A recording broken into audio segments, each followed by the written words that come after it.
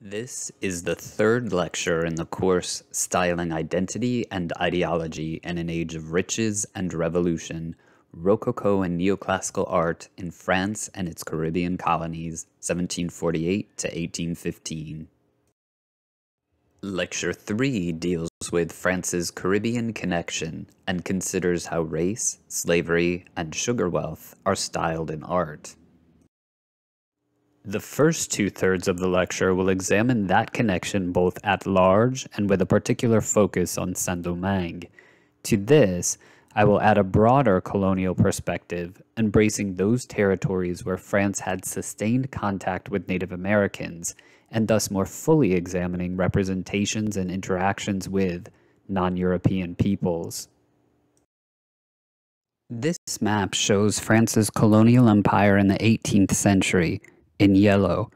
Although the Spanish, Portuguese, and English have probably made the most impactful colonial mark in the Americas, you'll notice that New France was a large territory in North America, mostly centered around Quebec in the north and Louisiana in the south, which is, of course, just a hop, skip, and a jump away from the Caribbean islands. France's largest Caribbean territory was Saint-Domingue, which occupied the western half of the island known as Hispaniola, and the eastern half of which was simply Spanish Santo Domingo. Guadeloupe, Martinique, and other islands are at the eastern edge of the Caribbean. In South America, France held Suriname, also known as French Guiana. You'll also notice the French settlement in eastern India. I'll be focusing primarily on Saint-Domingue because it is the location of the Haitian Revolution. Dealing with the French colonies in the 18th century immediately evokes the Atlantic slave trade. This refers to the African slaves that were taken from West and West Central Africa, including Senegambia, Sierra Leone, the Windward Coast, the Gold Coast, today known as Ghana, parts of present-day Benin, Nigeria, and Cameroon, and territories in present-day Gabon, Congo, and Angola.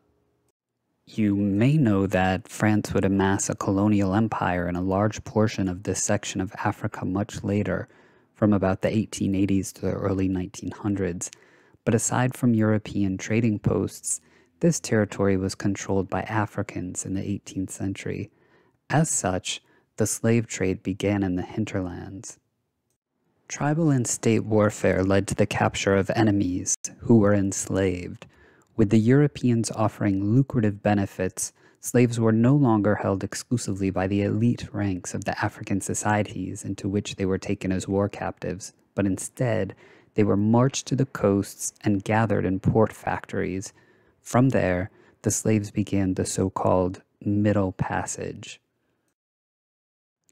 You are probably familiar with the horrific conditions of the transatlantic crossing.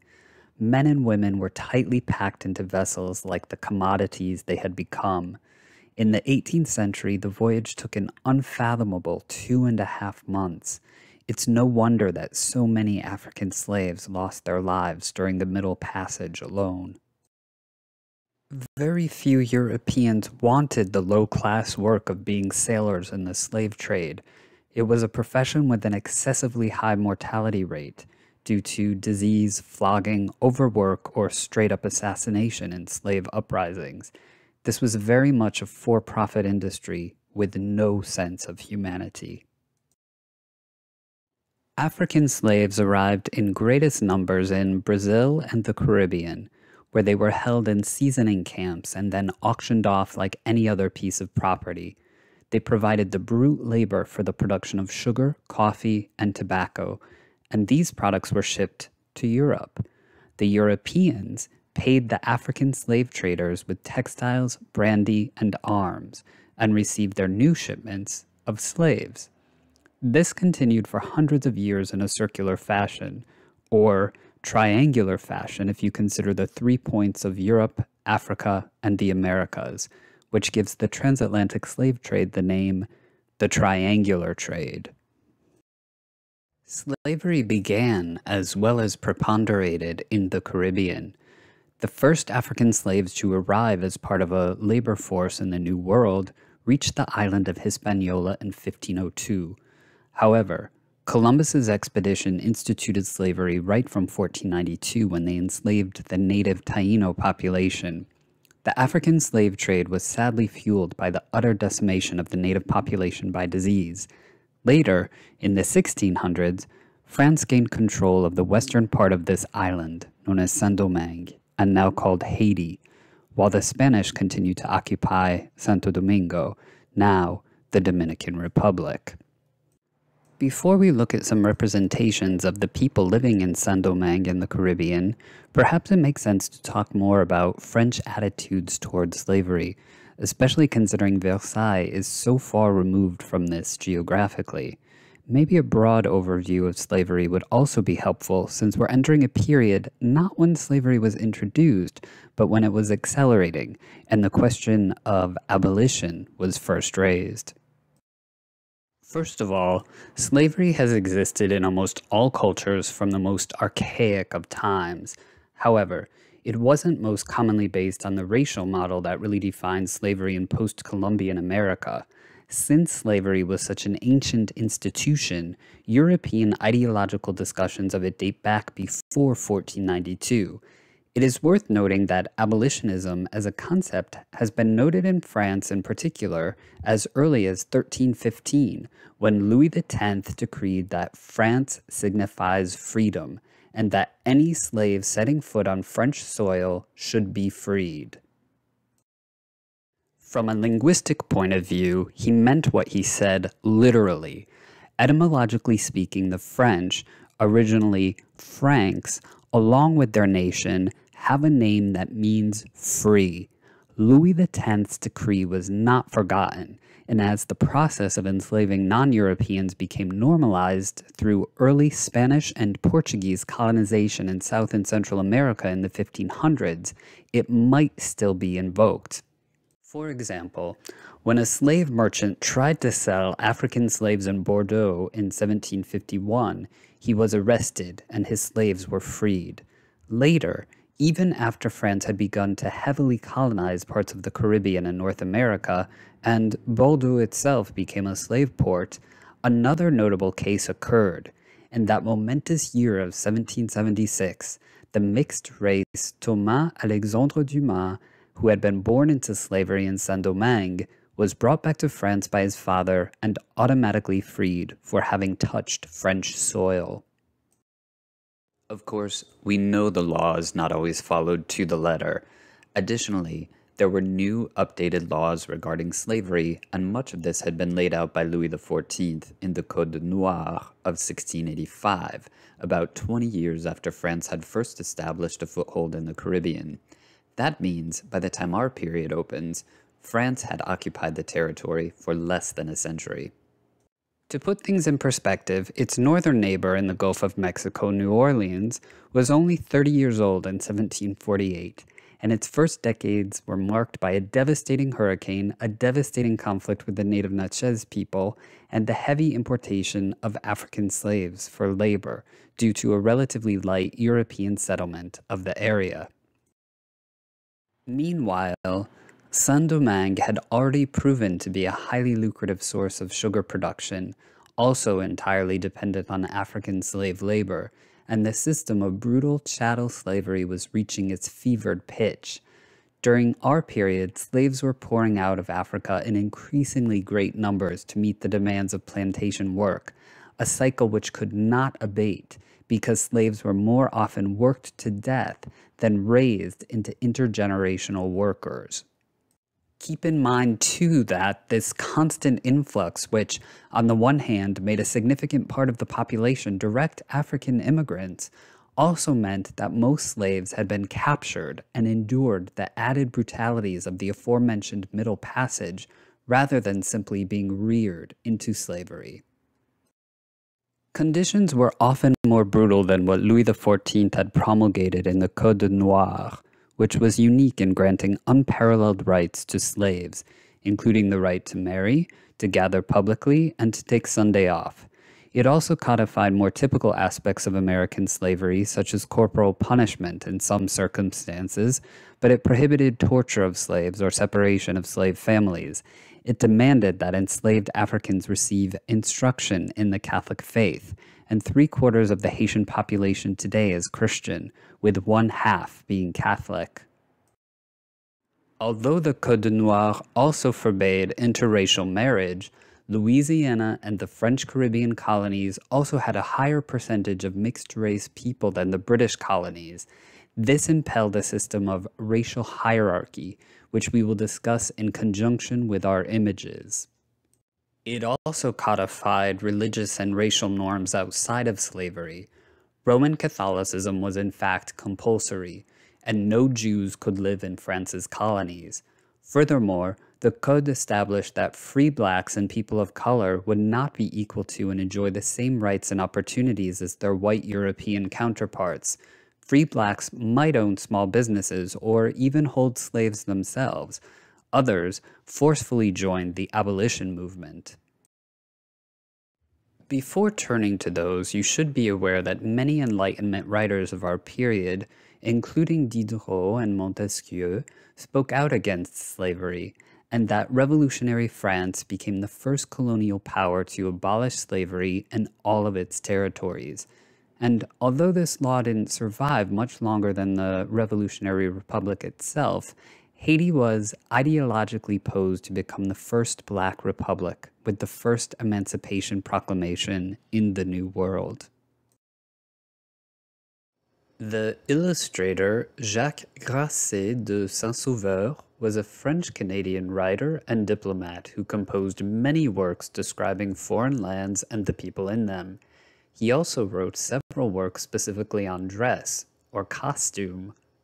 His subjects include everything from a Bordelaise artisan or a peasant of the Angoumois to a gentleman of the Grain Coast and an Iroquois couple. Other depictions include a Congolese warrior and an Iroquois warrior. There may be a kind of cultural essentialism embedded in the clothes, but he deals with details as well as broad strokes. For example, the costume of the female artisan is not French, it's Bordelaise. It's not just European versus African or native. It's also region by region. It's warrior versus gentleman or country versus coast. He's trying to be precise. He's interested in small differences. This image shows a slave trader in Gorée. Gorée is an island off the coast of Senegal and the present-day capital of Dakar that was a long-standing hub of the transatlantic slave trade. You'll notice that there are 3 types of people in this image. In the background are 2 African slaves, probably from a hinterland tribe, gesticulating in protest. They wear loincloths, and their slave status is made clear by the shackles around their ankles. A white European in relatively simple contemporary dress ostensibly comes to make a purchase. Finally, we have the subject of the print, the Gorée native who deals in the slave trade. His pipe, his loose-fitting, comfortable tunic, his spear, and his unmistakably statuesque pose give him a sense of ease and authority. His racial type is the same as the men he sells, rather than the man he sells them to.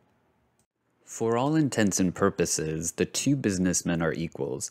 However, what broader historical indications do we have that equality may only be a pretense on the part of the European? If not the man depicted in this particular image in the late 1700s, then certainly among at least some racializing ideologues. Grasse also made this illustration of the principal peoples of the Americas, featuring 24 vignettes, each comprised of a man, woman, and sometimes children, with labels to identify them at the bottom. Differences in dress and physical appearance supplement his text describing the customs and commerce of these peoples.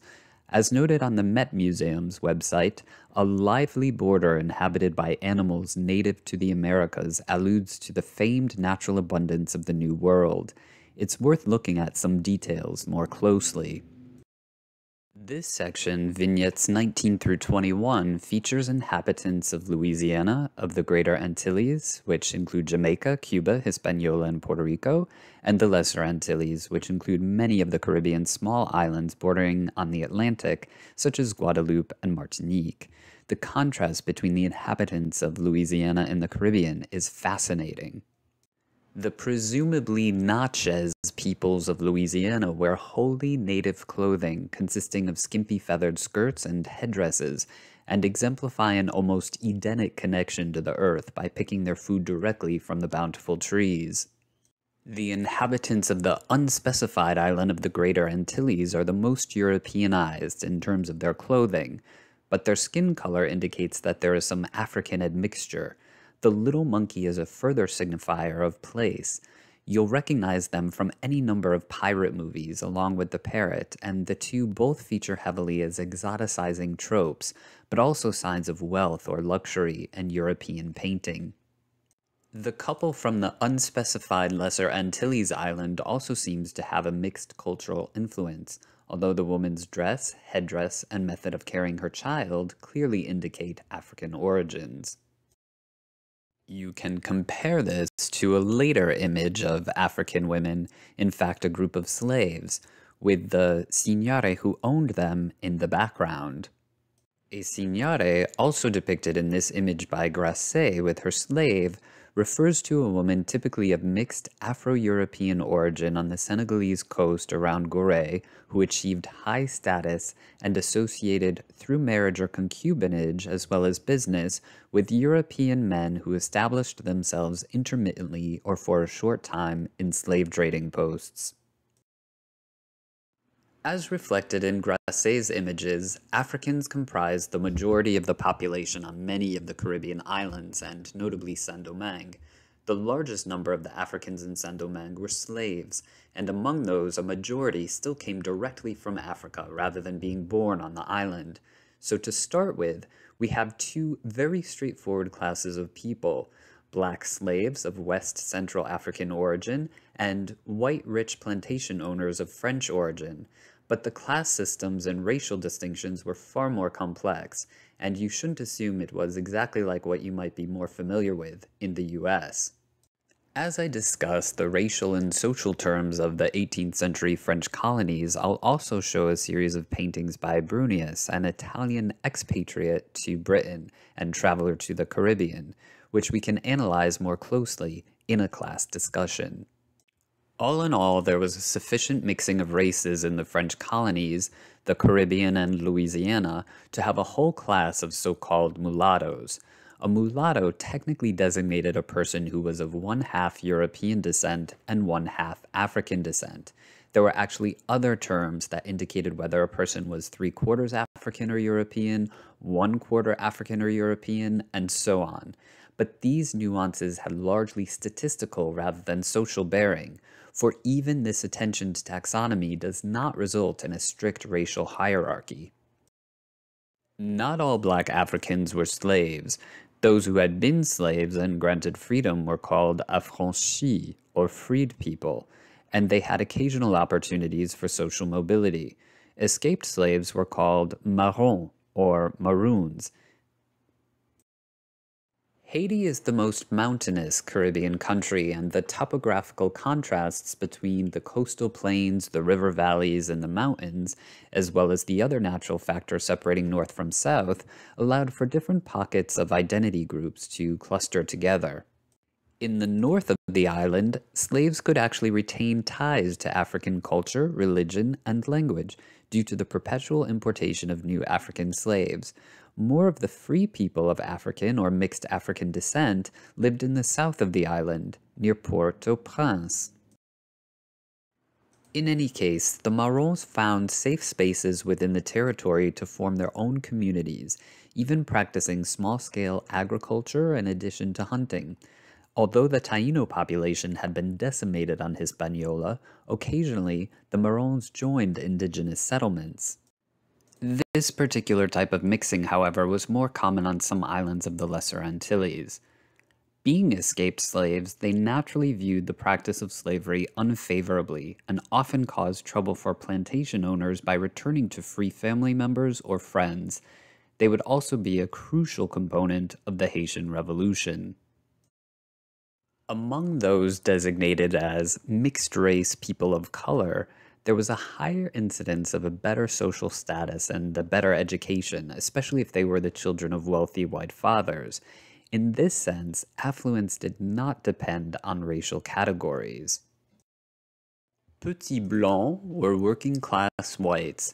No one wants to be at the bottom of the pecking order, and their typical resentment for prosperous people of color often resulted in racist ideologies that might afford them some higher status in a society where free people of color likewise often worked as simple artisans and tradesmen. The Petits Blancs, again a social rather than strictly racial class, didn't have enough wealth to own slaves, although mulattoes and more rarely blacks might hold African slaves. At the top of the hierarchy were the white plantation owners, the Grands Blancs. Together with their poorer white counterparts, they numbered at around 40,000, roughly the same as or slightly higher than the free people of color. As noted, the slave population dwarfed these combined groups by at least 5 times. Life in Saint-Domingue was in some ways a slice of France in this tropical island setting. Urban planning, fashion, commodities, and entertainment created a rather genteel European lifestyle. Saint-Domingue had the only grand theater in the Caribbean. Even with all the European gentility, slavery, of course, was the huge distinction between the two worlds, homeland and colony. However, even if the majority of French people at home rarely thought about African slavery, they benefited from it daily, avidly consuming the products that made the system so profitable. Saint-Domingue was the largest producer of sugar and coffee. Incidentally, those born abroad, regardless of race, were considered Creoles in French. In other words, someone born of 2 French parents in Louisiana or in Saint-Domingue would be Creole, and thus distinguished from a direct immigrant from France. Much later, the word Creole in English took on the connotation of mixed race, and this is because mulattoes were such a prominent group among the Creoles in Louisiana and elsewhere. Despite having been born himself in a colony, white French Creole fathers might send their mixed-race sons to France for their education. For example, the Chevalier de Saint-Georges, born Joseph Bologne, was the son of a wealthy plantation owner in Guadeloupe and his wife's African slave. Joseph's father took him, as a boy, to France, where he received a thorough education and joined European rather than colonial society. He became a champion fencer, a classical composer, in fact, the first known classical composer of African ancestry, a virtuoso violinist, and a conductor at the symphony orchestra in Paris. He served in the French Revolution, but as the revolution radicalized and became dangerous, he actually returned to the Caribbean, participating in the Haitian Revolution before his death in 1799.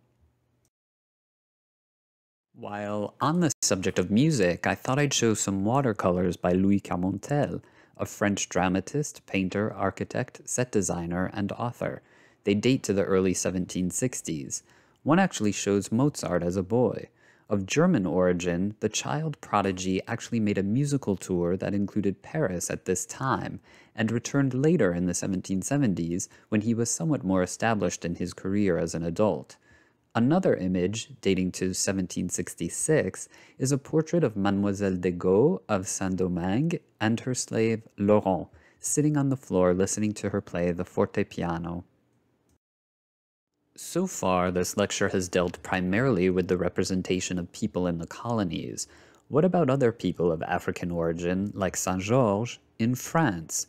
Since many of these images are closely related to other themes or historical personages, rather than grouping them together for comparison with each other here, I will integrate them into future lectures while still drawing on the basic information presented in this early lecture about slavery and racial attitudes. A later lecture will cover the period of rebellion and ultimately revolution that made Haiti an independent state. Interestingly, Haiti, as it is pronounced in French, is the native Taino name for the entire island that the Europeans called Hispaniola. It means the land of high mountains. Since there were so few indigenous people left in the western portion of Hispaniola, in contrast to Puerto Rico, by the way, it is kind of a lovely tribute to the predecessors who no more left by choice than the Africans came by choice. And with that, I'd like to segue to representations of and ideas about Native Americans. Thematically, the primary focus will be on the affected and the natural, depictions of the noble savage in the noble style of nascent neoclassicism. I'll be straying a bit from this idea of a Caribbean connection, however, to a broader colonial one, due to the very early decimation of native peoples in French Caribbean colonies. Remember, even Grasse de Saint-Sauveur's depiction of the people of the Lesser Antilles shows a colonized population rather than the Carib natives depicted by Brunius. The Caribs, also known as Kalinago, had actually conquered and displaced the Arawak natives shortly before the arrival of Columbus initiated another series of conflicts, now with the Europeans. The Caribs survived in small numbers or mixed with African and European populations on some of the Leeward Islands, notably Dominica, but they had been expulsed from Martinique and Guadeloupe. By the mid-18th century, there was a fairly long tradition of describing and depicting native peoples of the Americas. We can return to Grasse de Saint-Sauveur's illustration, which draws from this tradition to view his depiction of the natives of French colonies in North America, namely Acadia. The United States, obviously a very large and diverse territory from Maine to Georgia, so-called Canada, by which he means the present-day francophone province of Quebec and thus probably Algonquin, Abenaki, Huron-Wyandot, or Iroquois peoples, and the Eskimos. I probably need to talk a little bit more about French settlement in North America, although I'll try to be brief. It began a century after Columbus, around 1600. By 1748, the starting date for this course, France had a territorially vast but not heavily populated colonial empire in North America, represented by the blue section of this map. It extended from Canada, down the St. Lawrence River, through the Great Lakes region, further down the Mississippi, and into the Gulf of Mexico at New Orleans.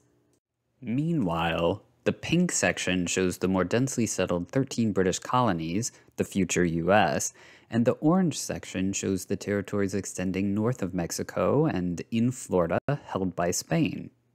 France had lost territories in purple during the War of Spanish Succession in 1713. Most infamously, this included the Acadian Peninsula, today Nova Scotia, from which the French settlers were deported. Incidentally, many of these Acadians fled to Louisiana, where a distortion of their name, Acadien, resulted in the term Cajun, which you might associate with Louisiana today. Of note, this expulsion testifies to the importance of cultural hegemony, here English cultural hegemony, that had nothing to do with phenotypical race. Colonialism actually looked a bit different in French Canada, for in some areas there was a more symbiotic relationship with the native peoples than almost anywhere else in the Americas. There was more mutually beneficial trade as well as treaties between the Europeans and the indigenous Americans. There was certainly more intermarrying and even mixed communities than in English colonies, although miscegenation was still frowned on in some official circles. In any case, a key date for the second half of the 18th century is 1763, because the European colonial map looked very different after that year. France was the big loser of the 7 Years' War.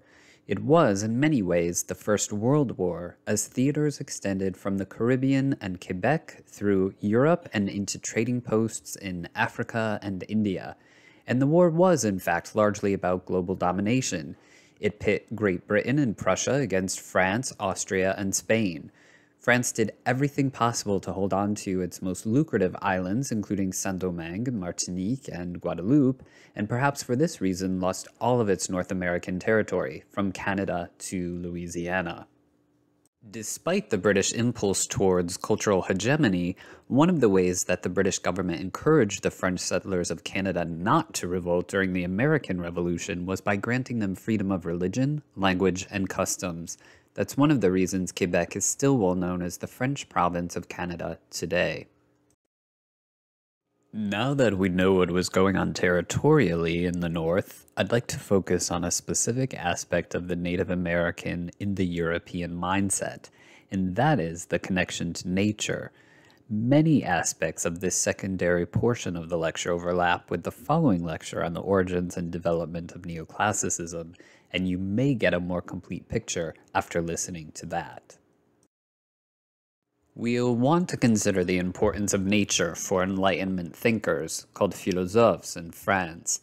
They used reason and logic to seek objective truth, which was revealed through the study of nature.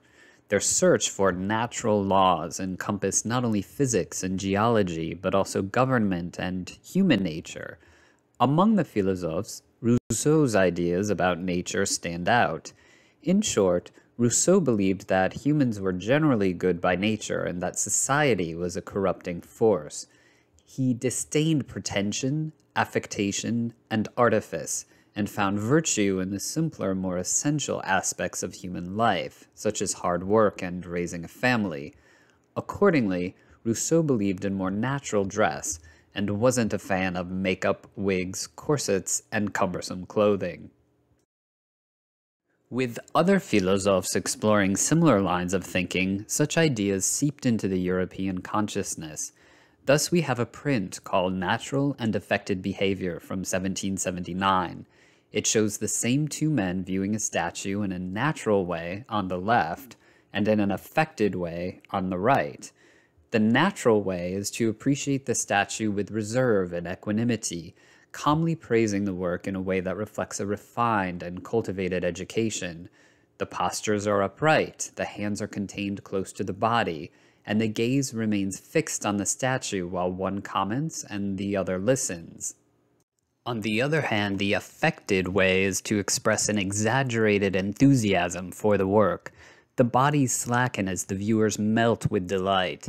Each gesticulates broadly in his respective way, and the two look intently at each other, almost as if to obviate close viewing of the artwork and simultaneously affirm their own performativity, that's to say, turn themselves into the real spectacle.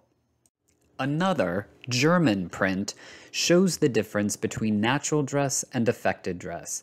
The words natural and affected have an obvious positive and negative connotation, respectively. In the natural state, the couple hardly wears anything at all, but their unfettered, unadorned bodies convey a sense of vitality and ease. The affected couple looks overburdened, encumbered, almost ridiculous with regard to the woman's hair and skirts. They seem to pose for the viewer with no rootedness in their physical surroundings. I'll be sure to say more about these almost architectural hairdos of the 1770s and 80s in my lecture on Marie Antoinette, who helped popularize the style at court and among her friends, such as the Princesse de Lamballe. But you should know that, as popular as high hair became, many were aware of the fad's ridiculousness, and it was mocked in prints. You might also compare these extravagant European hairdos to the popular piled-up do's particular to the Caribbean colonies. It is easy to imagine that such laudation of the natural state would engender similar praise for humans in tribal societies, who were in fact closer to nature. And yet there is an opposing view, one that equates the natural with the pejoratively primitive, the underdeveloped, the brutishly uncivilized, even the barbaric or animalistic. And plenty of visual tropes equate people of Native American and, in a more sustained and appalling way, African origin with such qualifiers. There is no need to dwell on that here. The laudatory viewpoint represents people from all over the globe as equals, and again, those who are closer to nature as having something that overly civilized Europeans may have mistakenly strayed from.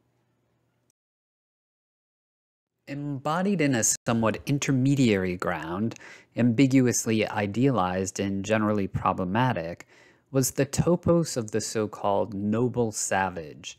The noble savage could represent such virtues as lack of corruption, purity, or forthrightness.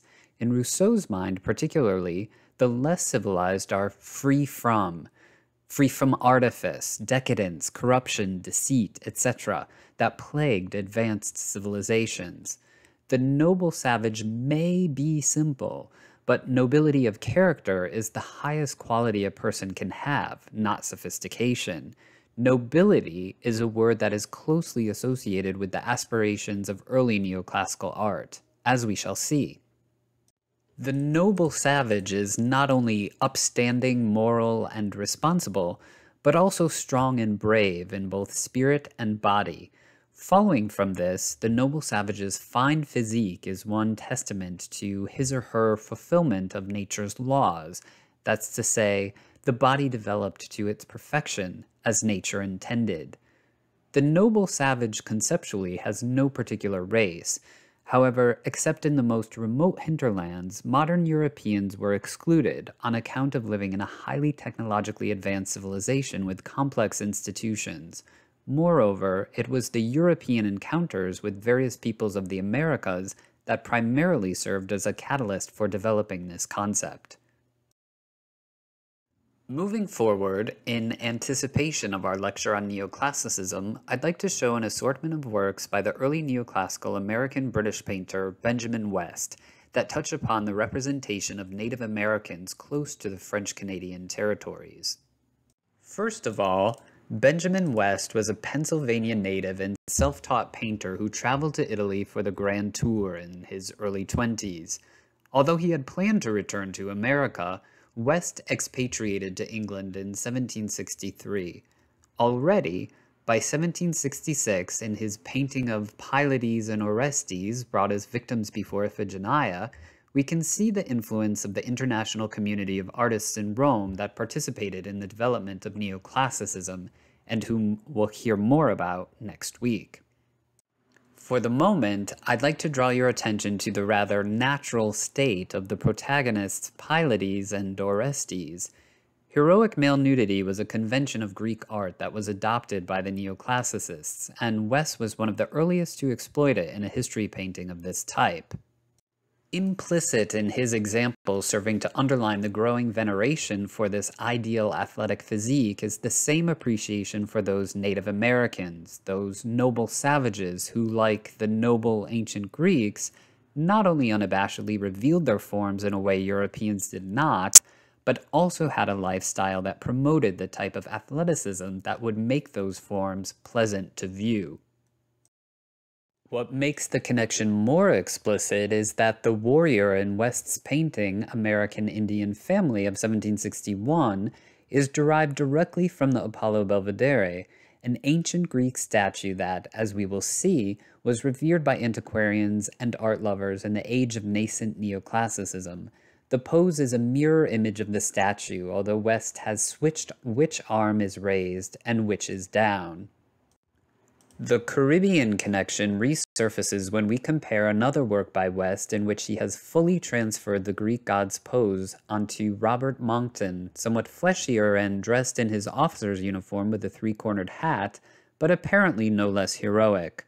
Moncton, who was an officer of the British Army in the Colonies, had distinguished himself in the French and Indian War in the north and the overlapping 7 Years' War in the Caribbean. He captured Fort Beauséjour in continental Acadia, present-day New Brunswick, and assisted with the aforementioned deportation of the Acadians before serving as second-in-command under General Wolfe in the Battle of Quebec. He went on to capture Martinique from the French in 1762. The British did not keep Martinique, but its capture is what enabled the British to permanently gain Canada. During the peace negotiations of 1763, the French bargained away the less lucrative territory in the north in order to promptly regain Martinique. This was West's first full-length portrait.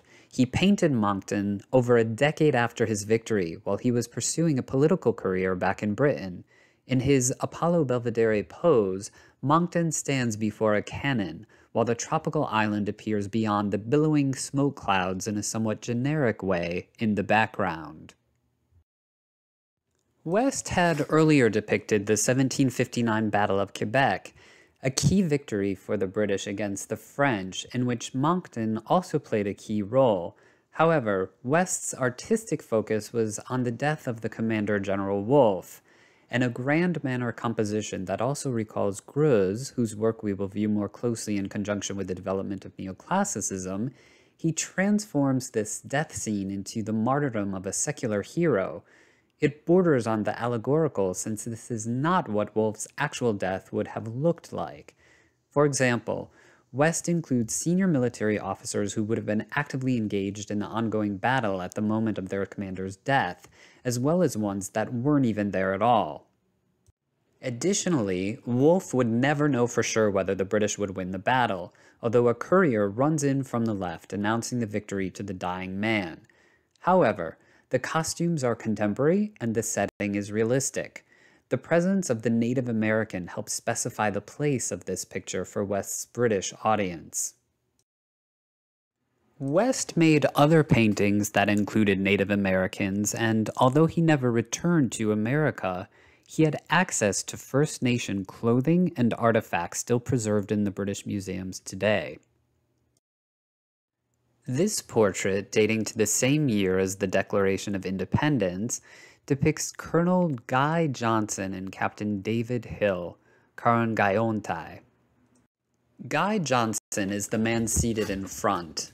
Of Irish descent, he migrated to the province of New York as a young man to work for his uncle, the William Johnson depicted in the previous slide, before becoming his successor in 1774. However, being a British loyalist, he shortly relocated to Canada when revolutionary tensions rose, and from there directed joint militia and Mohawk military actions against the colonial insurgents in New York. Karangaiontai, or Flying Sky, also known as David Hill, was a Mohawk chief of the Bear Clan from present-day New York State. A friend of both Guy and his uncle William, he, like other Mohawks, fought for the British during the American Revolution. While the portrait represents the close association of two men, it also fashions the European as a virtual participant in Native American culture. These two men are not depicted in their role as defenders of the British nation, as might be expected for a British audience, but rather as guardians of everyday life of the native peoples. A close-up of the background shows a family gathered around a fire outside their tent home. The mother breastfeeds a child who rests in a typical cradle board. Her other little papoose plays with the family pet. Two men talk while another maintains a rigidly straight standing pose in the background. The sitting man in front recalls West's earlier rendering of an American Indian in the death of General Wolfe. Meanwhile, in the foreground, Guy Johnson rests on his upright musket while David Hill holds a smoking pipe. Like his compatriots, Karangaiontai has the typical Mohawk hairdo. That's Mohawk with a capital M, since it's slightly different from what is designated as a Mohawk today. The hair has been pulled out of the scalp in small tufts so that only a small square on the crown remains. 3 decorated braids spring from the remaining square tuft, along with a feathered headdress. The Mohawk wears other typical accoutrements, including prominent earrings.